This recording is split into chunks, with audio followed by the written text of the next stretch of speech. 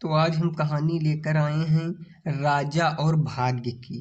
नमस्कार दोस्तों, आप सभी का स्वागत है। आज की कहानी आपको बताएगी कि एक ही वक्त पर पैदा हुए दो बच्चों का भाग्य अलग अलग कैसे होता है।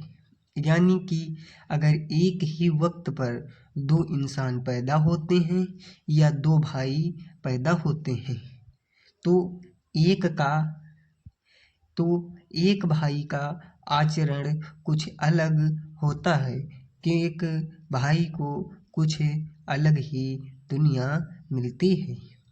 यही सवाल एक बार एक राजा के मन में आया और राजा ने भरी सभा में, जहाँ पर बड़े बड़े विद्वान बैठे हुए थे, उन सभी से एक ही प्रश्न किया कि आप मुझे बताइए कि एक ही समय पर पैदा होने वाले बच्चों का भाग्य अलग अलग कैसे होता है।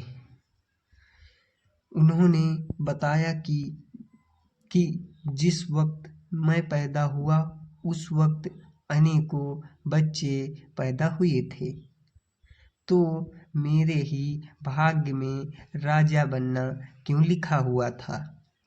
एक विद्वान बीच में खड़े हुए और उन्होंने कहा कि इस बात का जवाब आपको यहाँ से कोसों दूर पहाड़ी पर एक साधु रहता है और वह आपको बता सकते हैं। वह महात्मा तपस्या करते हैं, वह बता सकते हैं। आप राजा के मन में उत्सुकता थी सब कुछ जानने के बारे में, और राजा वहाँ से चले गए और उन्होंने देखा कि वह महात्मा आग में से अंगार को पकड़कर खा रहे हैं।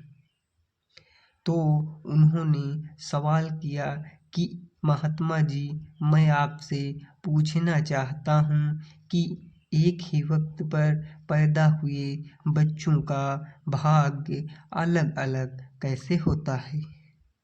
तो उन्होंने उस पर गुस्सा किया और बोले, चले जाओ यहाँ से। जो पास में झरना बह रहा है वहाँ पर तुम्हें एक महात्मा मिलेंगे, उनसे तुम यह सवाल पूछ लेना।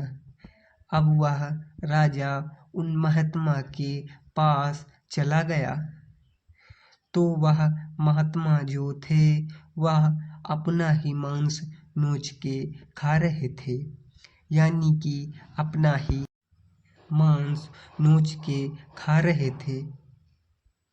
राजा से ऐसे देखा नहीं गया। फिर भी राजा ने अपने आप को रोकते हुए कहा, यह सवाल पूछ डाला। तो वह महात्मा बहुत गुस्सा हुए कि इस तरीके का सवाल दोबारा मत पूछना, चले जाओ यहाँ से। बगल के गांव में एक बच्चा है 4-5 साल का और वह मरने वाला है, तो तुम्हें बता सकता है। राजा के मन में उत्सुकता थी जानने की, क्योंकि सवाल बहुत ही जबरदस्त था। तो राजा उस बच्चे के पास चला गया और उस बच्चे के माता पिता सभी वहाँ बैठे हुए थे। तो उस बच्चे से भी राजा ने यही सवाल किया कि तुम मुझे बता सकते हो कि एक ही वक्त पर पैदा हुए बच्चों का भाग्य अलग अलग कैसे होता है। तो बच्चा मुस्कुराया और बच्चे ने बोला कि मैं आपको बताता हूँ कि पिछले जन्म में हम तीनों आपके भाई रहे हैं, जो महात्मा अंगार निकाल कर खा रहे थे, जो आपको दिखा अपना ही मांस खा रहे थे और हम चारों पिछले जन्म में भाई थे। और जंगल में एक बार हम अपने रोटियां बनाई थी। जब हम रोटियां खाने वाले थे तभी एक साधु आए थे और उन्होंने कुछ मांगा था कि उन्हें भी भूख लगी हुई थी।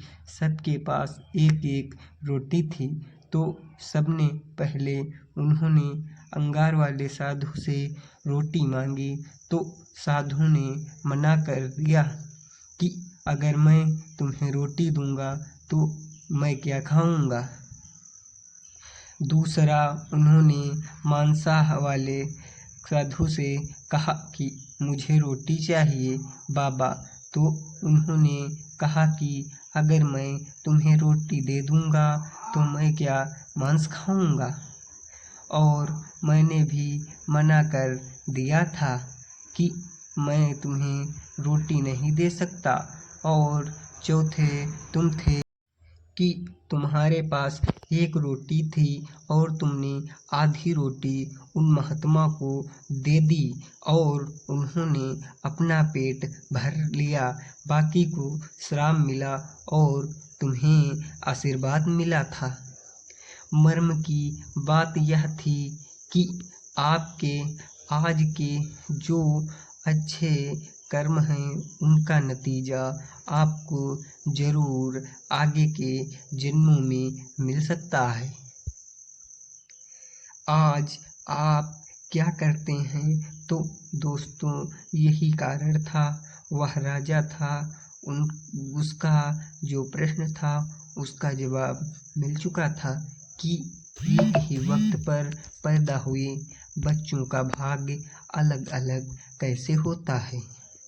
दोस्तों कुल मिलाकर बात यही है कि आपको कर्म यह बताता है कि आप कितना आगे जाएंगे, आपको अगले जन्म में क्या मिलने वाला है।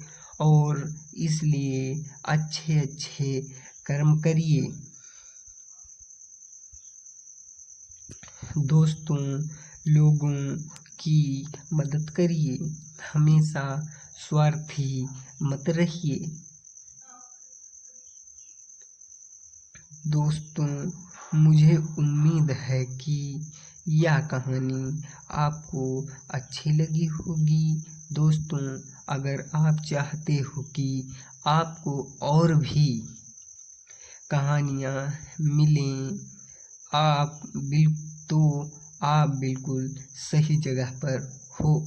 यहाँ पर आपको मोटिवेशन से भरपूर कहानियों का संग्रह मिलेगा जो कि आपको दिन ब दिन लाइफ में आगे बढ़ने की प्रेरणा देगा और आपको असीमित ऊर्जा से भर देगा। दोस्तों इस कहानी को पढ़ने के लिए और अपना अमूल्य समय कीमती समय देने के लिए दिल से आपका शुक्रिया। और इसी तरह की वीडियोस और कहानियाँ पाने के लिए हमारे वीडियो को लाइक करें व चैनल को सब्सक्राइब करें। धन्यवाद।